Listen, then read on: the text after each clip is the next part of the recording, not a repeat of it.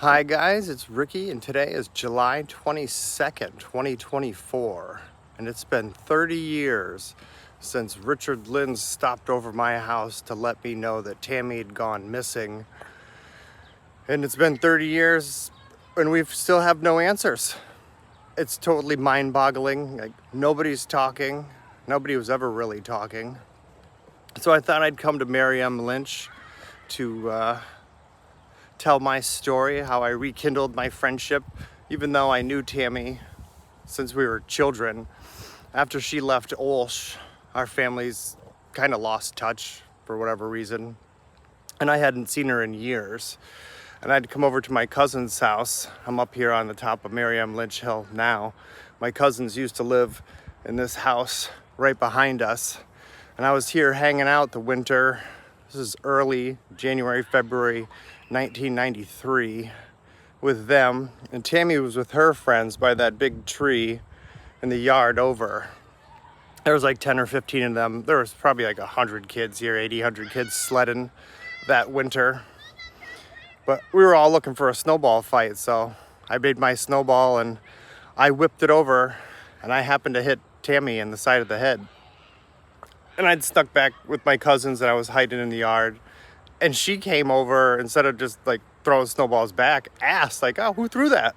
And it happened to be her. I'm like, "Oh my God, it's Tammy." And we started talking and rekindled our friendship. She was here with her boyfriend at the time, JT. I don't really remember him. We didn't hang out a lot when we were doing things together. But after that, Tammy and I just became like best buds. We'd talk all the time. Even though she had a boyfriend or other friends, like, we had our own separate friendship from, I don't know if it's because we knew each other from we were babies. So after that, we started reading comics a lot, playing video games. Man, it's so hard to talk about this, especially when you're talking by yourself. Like, nobody wants to talk about this, so I can't even bounce questions off anybody. Everybody talks about all this craziness that Tammy went through, and the family had a lot of rough times, but I don't remember all that stuff. I remember a lot of happy times, like we'd ride our bicycles everywhere. That's all we did. We were outside having our own little adventures, talking about the craziest stuff. The last conversations I had with Tammy were about the Shoemaker Levy 9 comet that was hitting that week that she did disappear. I never got to finish talking to her about that or talk about all the Hubble video. And I remember being a dork thinking that, like, maybe we could see that comet strike the planet. I'm pretty sure my neighbor got me thinking that too. He had a pretty active imagination. Ugh. But these were like great times, and I have a lot of happy memories, and I can't even share them with anybody. Richard Lynds brought up the fact, like, I went over for dinner. I remember it being like a fun time. The family was all excited. I remember him kind of loud and rowdy. But then the family wanted me to teach Josh how to fight. I don't remember if Tammy wanted to learn how to fight too. I thought they were having just problems on the bus with kids. I don't remember there being a school fight. For whatever reason, I thought somebody broke Tammy's ankle kicking her with some construction boots. I don't know why I got that stuck in my head, and I thought she had a pin in her ankle. I got that wrong too, but being kids, we had pretty active imaginations. So I could see how I could get it wrong, especially when we're not allowed to talk. But I want more people to talk. Like, I don't understand why people aren't sharing their stories about Tammy. This whole situation is very frustrating, like beyond belief frustrating.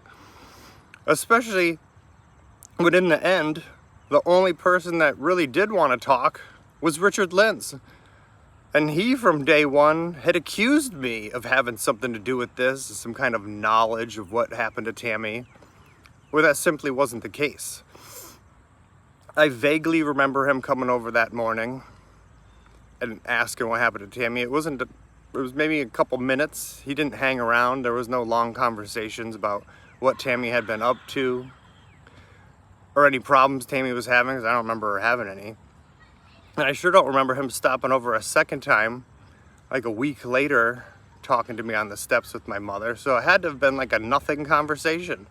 Like, nobody took this situation seriously. When the police did come over and question me, I don't remember there ever being any sense of urgency or this being a priority.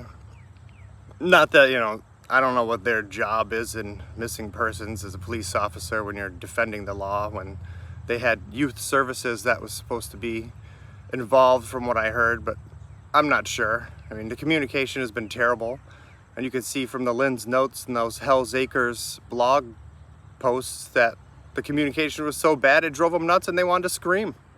And I don't blame them. Like, it's absolutely horrifying. Your child goes missing and people just make you wait around in limbo without a clue. So, you know, I can empathize now with Richard just blaming me, being angry, wanting answers, because after Tammy went missing, I just went about living my life. I'll make another video and walk up the street when I'm going home. But the day she was found, we drove right past this spot. I used to ride my bike past this spot. Fox Road is right down here. So for my cousins now, it takes less than 20 minutes for me to walk home. So I don't understand how anybody could have missed her if she was there the whole time. But I'm gonna start my video down on Fox Road to continue this. Here I am at the bottom of the hill, across the field. As a kid, man, I used to dread running up that hill. There were two other giant oak trees. We used to call them my grandfather's oak trees. They lived in the house that's right to the left. That was my uncle's house. And they had a neighbor and the house on the corner. Everything was way better before the city cut that sidewalk right across the hill. You used to be able to rip right down the hill.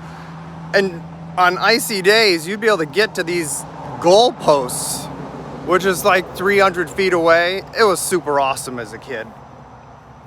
And behind Mary M. Lynch, just like a half-mile away from here, is Colonial Estates. We had tons of friends. We used to ride our bikes with dozens of people all the time. So I don't understand why people aren't coming forward and sharing stories about Tammy, because dozens of people knew Tammy and hung around with Tammy all the time. We were always with other people. It was never just the two of us.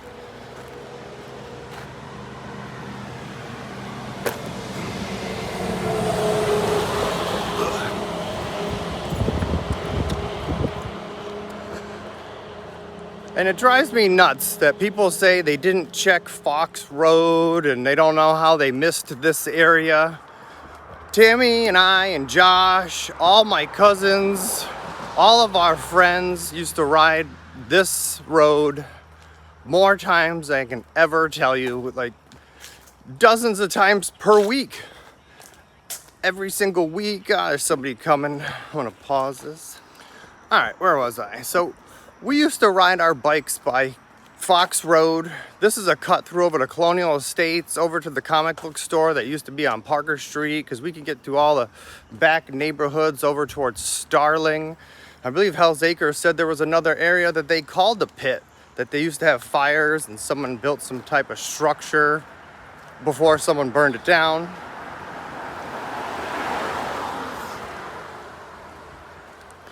But this area of Fox Road was never just like some kind of sparsely traveled area. There were people around here all day, every day, walking, driving, riding bicycles.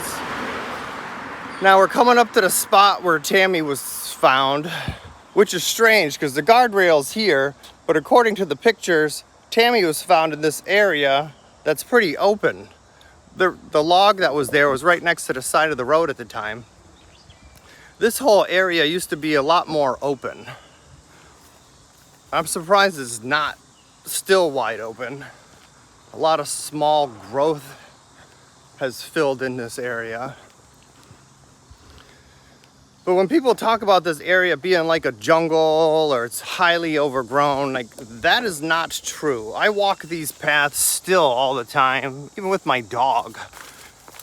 And once you get past the side of the road and the edges, like you can see hundreds of feet in every single direction. Except for this area here where Tammy was found, like the sides of the road seem to have a lot of overgrowth. You know, vines that are not native to this area, so they just take over. But I don't understand how nobody found her if her body was here the whole time. I mean, if it was here the whole time, that's absolutely crazy. But I don't know what else to say. I would love to have a conversation with other people about Tammy, not just about her death, but about her life. I mean, she was a person too, and nobody wants to be forgotten. So if anybody feels like helping, I'm always around to talk. So have a great day. Thank you for listening.